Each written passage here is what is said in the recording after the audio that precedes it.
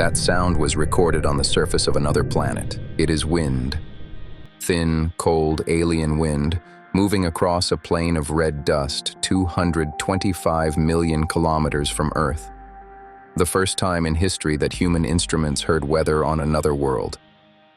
And if you close your eyes, it sounds almost familiar. Almost. We have been dreaming about Mars for as long as we have been able to look up. It was the red wanderer in the ancient sky, named for the god of war, watched by every civilization that ever built an observatory. When telescopes grew powerful enough to see its surface, we saw what we wanted to see. Polar caps, dark regions that shifted with the seasons, a world that seemed to breathe. In 1877, an Italian astronomer named Giovanni Schiaparelli mapped what he called canali, channels. Percival Lowell built an entire observatory to study them.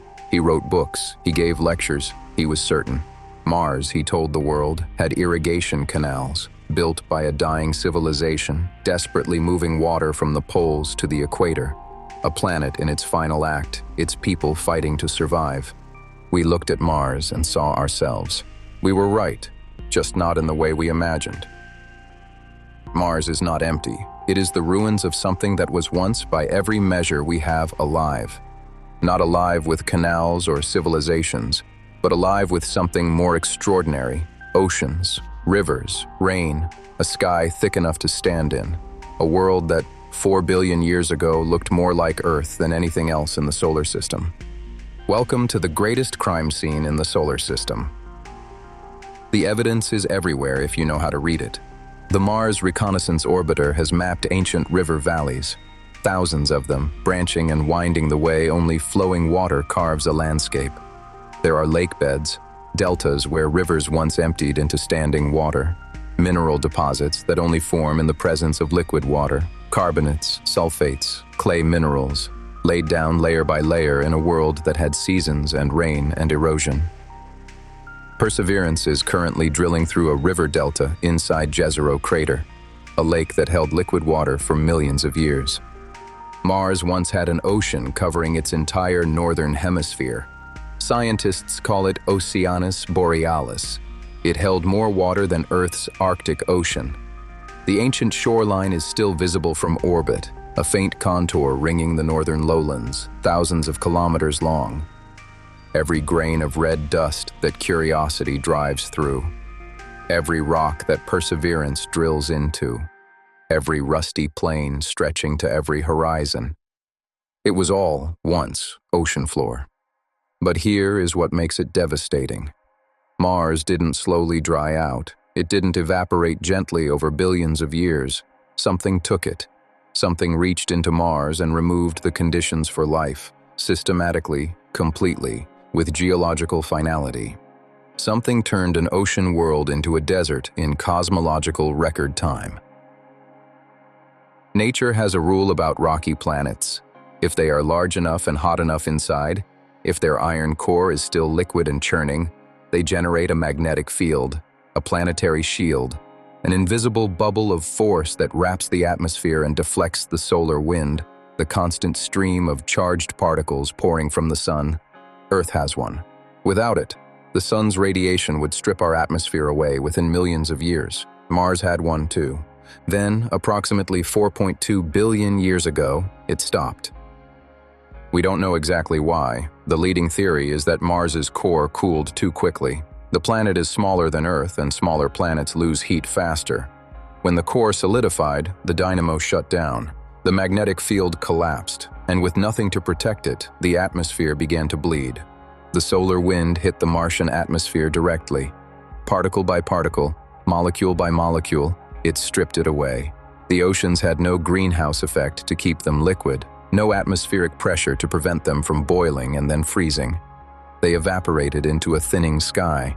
The sky bled into space, and Mars, slowly, over 1 billion years, became what it is today. We know this is still happening. NASA's MAVEN spacecraft has been orbiting Mars since 2014, measuring the current rate of atmospheric loss. Every second, Mars loses approximately 100 grams of atmosphere to the solar wind. Every second, right now, while you are watching this. If you stood on Mars today, the first thing you would notice is not the cold, though it would kill you, not the thin atmosphere, though it would suffocate you within minutes. It would be the dust. Martian dust is not like Earth dust. It is fine as talcum powder, electrostatically charged, and it gets into everything. It coats solar panels, clogs instruments, and rises into storms that can swallow the entire planet. In 2018, a global dust storm formed over Mars that grew until it covered the entire planetary surface. Every continent, every desert, every ancient ocean floor, covered in a wall of dust so thick it blocked 99% of sunlight from reaching the surface. The storm lasted 8 months, a storm that would cover every ocean and every landmass on Earth simultaneously. For 8 months. That storm killed opportunity. In January 2004, a rover the size of a golf cart landed on the surface of Mars. It was called Opportunity. It was designed for a 90-day mission. It lasted 15 years. For 5,498 Martian days, Opportunity drove across the surface, through craters, along ancient shorelines, over the rusted plains of Meridiani Planum. It discovered hematite spheres it nicknamed blueberries, formed only in standing water. It found layered rock strata recording billions of years of geological history. It climbed in and out of craters. It survived 6 Martian winters. It drove more than 45 kilometers across a world no human has ever touched. Then, in June 2018, the dust storm came.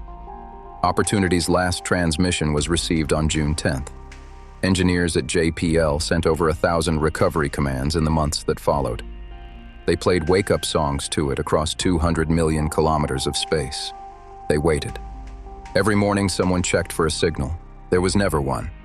The final attempt was made on February 12, 2019. Project manager John Callis described it as saying goodbye to a friend.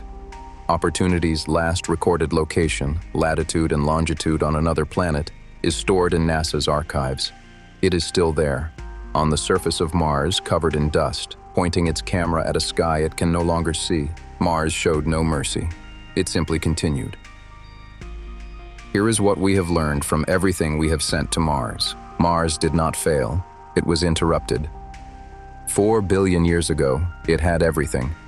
Liquid water, a thick atmosphere, a magnetic shield, geological activity.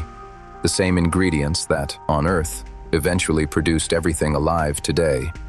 Mars was running the same experiment. It just ran out of time. And the experiment may not be entirely over. In 2021, Curiosity detected the largest organic molecule ever found on Mars, thiophene, a compound found on Earth in coal, crude oil, and certain bacteria. Perseverance has detected oxygen production from the Martian atmosphere. Beneath the south polar ice cap, radar data suggests a pocket of liquid water, kept liquid not by warmth, but by the pressure of ice above it and dissolved salts below. We have not found life on Mars, but we have found everything life needs, in exactly the places life would hide if it were trying to survive the death of an ocean world. Mars loses 100 grams of atmosphere every second. In a billion years, even those last traces will be gone. The planet will be bare rock orbiting a slowly expanding sun, with no record that it was ever anything else. But right now, today, there is still water beneath the ice. Lowell was wrong about the canals, but he was right about one thing. There is something on Mars that has been struggling to survive. We just haven't decided yet whether it's still there.